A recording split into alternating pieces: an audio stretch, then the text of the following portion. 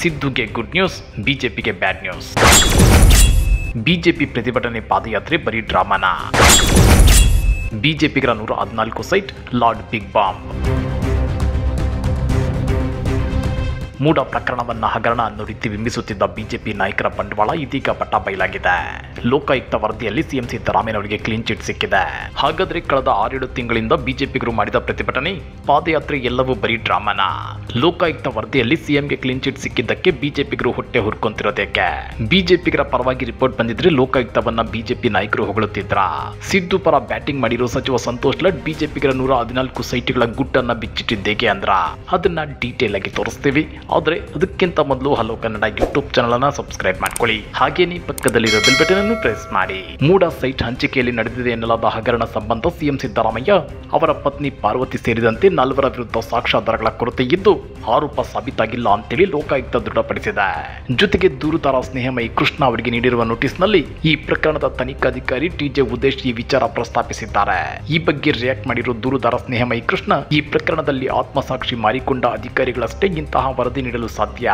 ಪ್ರಭಾವಕ್ಕೆ ಒಳಗಾದ ತನಿಖಾಧಿಕಾರಿಗಳು ಯಾವ ಸಾಕ್ಷ್ಯಾಧಾರಗಳು ಆರೋಪ ಸಾಬೀತಾಗಲು ಪೂರಕವಾಗಿವೆ ಎಂಬ ತಿಳುವಳಿಕೆ ಇಲ್ಲದವರಂತೆ ನಡೆದುಕೊಳ್ತಾರೆ ಅಂತೇಳಿ ಬೇಸರ ವ್ಯಕ್ತಪಡಿಸಿದ್ದಾರೆ. ಇತ್ತ ವಿಪಕ್ಷ ನಾಯಕ ಆರ್ ಅಶೋಕ್ ಕೂಡ ರಿಯಾಕ್ಟ್ ಮಾಡಿದ್ದು, ಸಿಎಂ ಸೈಟ್ ವಾಪಸ್ ಕೊಟ್ಟಿರುವುದು ನಮ್ಮ ಹೋರಾಟದಿಂದ. ಆದರೂ ಲೋಕಾಯುಕ್ತ ಕ್ಲೀನ್ ಚಿಟ್ ನೀಡಿರುವುದಕ್ಕೆ ನಮಗೆ ಬೇಸರವಿದೆ.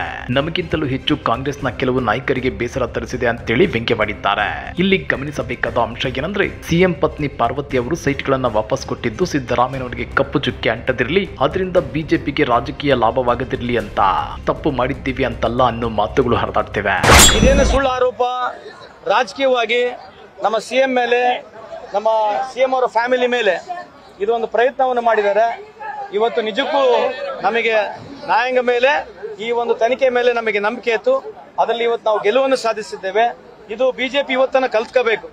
ಎಲ್ಲೆಲ್ಲಿ ಕಾಂಗ್ರೆಸ್ ಸರ್ಕಾರ ಇದೆ, ಅದಕ್ಕೆ ವಿಶೇಷವಾಗಿ ಸಿದ್ದರಾಮಯ್ಯನವರು ಇಡೀ ಭಾರತ ದೇಶದಲ್ಲಿ ಒಬ್ಬ ಹಿಂದುಳಿದ ನಾಯಕನಾಗಿ ಏನು ಬೆಳೀತಾ ಇದ್ದಾರೆ, ಅವರಿಗೂ ಕಪ್ಪು ಚಿಕ್ಕೆ ಕೊಡಬೇಕಂತ ಒಂದು ಪ್ರಯತ್ನವನ್ನು ಮಾಡಿದ್ದಾರೆ. ಅದರಲ್ಲಿ ವಿಫಲ ಆಗಿದ್ದಾರೆ ಅಂತ ಈ ಸಂದರ್ಭ ಕೇಳಿಕೆ ಬಯಸುತ್ತೇನೆ.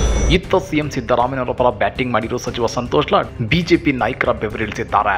ಬಿಜೆಪಿ ನಾಯಕರು ಸಾಚಾಗಳ ರೀತಿ ಮಾತನಾಡ್ತಿದ್ದಾರೆ. ರಾಜ್ಯದಲ್ಲಿ ಬಿಜೆಪಿ ಅಧಿಕಾರದಲ್ಲಿದ್ದಾಗ ಕೆಲವರು 114 ಸೈಟ್ಗಳನ್ನ ಖರೀದಿಸಿದ್ರು. ಈ ಕುರಿತು ಯಾರೂ ಪ್ರಶ್ನಿಸಿಲ್ಲ. ಅರ್ಹತೆಯ ಮೇಲೆ 14 ಸೈಟ್ಗಳನ್ನ ಪಡೆದ ಮುಖ್ಯಮಂತ್ರಿ ಅವರ ಪತ್ನಿಯನ್ನ ಪ್ರಶ್ನಿಸಿದ್ರು. ಇದೀಗ ನ್ಯಾಯಾಲಯ ಅವರಿಗೆ ಕ್ಲೀನ್ ಚಿಟ್ ನೀಡಿ ನ್ಯಾಯ ಒದಗಿಸಿದೆ ಅಂತೇಳಿ ಸಿಎಂ ಸಿದ್ದರಾಮಯ್ಯ ಅವರ ಪರ ಸಂತೋಷ್ ಲಾಡ್ ಬ್ಯಾಟಿಂಗ್ ಮಾಡಿದ್ದಾರೆ. ಅಷ್ಟೇ ಅಲ್ಲ, ಬಿಜೆಪಿಯವರು ಮುಖ್ಯಮಂತ್ರಿ ಸಿದ್ದರಾಮಯ್ಯ ಅವರ ವ್ಯಕ್ತಿತ್ವಕ್ಕೆ ಮಸಿ ಬಳಿಯಲು ಯತ್ನಿಸಿದ್ರು. ಮೂಡ ಪ್ರಕರಣವನ್ನ ಹಗರಣ ಅಂತ ಆರೋಪಿಸಿದ್ರು. ಇದೀಗ ನ್ಯಾಯಾಲಯದಲ್ಲಿ ಅವರಿಗೆ ಜಯ ಸಿಕ್ಕಿದೆ ಅಂತ ಹೇಳಿದ್ದಾರೆ. ಹೆಜ್ಜೆ ಹೆಜ್ಜೆಗೂ ಬಿಜೆಪಿ ರಾಜಕಾರಣ ಮಾಡುತ್ತಲೇ ಬಂದಿದೆ. ಅವರು ರಾಜ್ಯದಲ್ಲಿ ಅಧಿಕಾರದಲ್ಲಿದ್ದಾಗ ಏನೇನು ಹಗರಣ ಮಾಡಿದ್ರು, ಯಾರ್ಯಾರು ಎಷ್ಟೆಷ್ಟು ನಿವೇಶನ ಪಡೆದಿದ್ರು ಎಂದು ಯಾರೂ ಅವರನ್ನ ಪ್ರಶ್ನಿಸಲಿಲ್ಲ. ಒಬ್ಬರು 125 ನಿವೇಶನಗಳನ್ನ ಪಡೆದು 111 ನಿವೇಶನ ಮಾರಾಟ ಮಾಡಿದ್ದಾರೆ.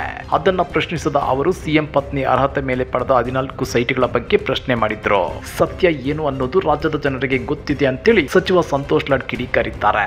ಇನ್ನ ಸಿದ್ದರಾಮಯ್ಯನವರ ಮೂಡ ಪ್ರಕರಣವನ್ನ ಸಿಬಿಐಗೆ ಕೊಡಬೇಕು ಅಂತೇಳಿ ಬಿಜೆಪಿ ನಾಯಕರು ಹೇಳ್ತಿದ್ದಾರೆ. ಹಾಗಾದ್ರೆ ದೇಶದ ಹಲವು ರಾಜ್ಯಗಳಲ್ಲಿರೋ ಬಿಜೆಪಿ ಸರ್ಕಾರಗಳು ಅದೆಷ್ಟು ಪ್ರಕರಣಗಳನ್ನ ಸಿಬಿಐಗೆ ಕೊಟ್ಟಿವೆ ಅಂತೇಳಿ ಸಚಿವ ಸಂತೋಷ್ ಲಾಡ್ ಪ್ರಶ್ನಿಸಿದ್ದಾರೆ. ಒಂದೇ ಮೊಬೈಲ್ ನಂಬರ್, ನಾನು ಎಂಪಿನಲ್ಲಿ ಹೇಳ್ತಿದ್ದೇನೆ, ಒಂದೇ ಮೊಬೈಲ್ ನಂಬರ್ ನಲ್ಲಿ ಪ್ರಧಾನಮಂತ್ರಿಯ ಈ ಏನು ಯಾವುದು ಇದು ನಮ್ಮ ರಿಲೀಫ್ ಫಂಡ್ ಇದೆ, ಸ್ಕೀಮ್ ಇದೆ, ಅದರಲ್ಲಿ 7 ಲಕ್ಷ ಜನಕ್ಕೆ ಒಂದೇ ಮೊಬೈಲ್ ನಲ್ಲಿ 35,000 ಕೋಟಿ ಹೋಗಿದೆ.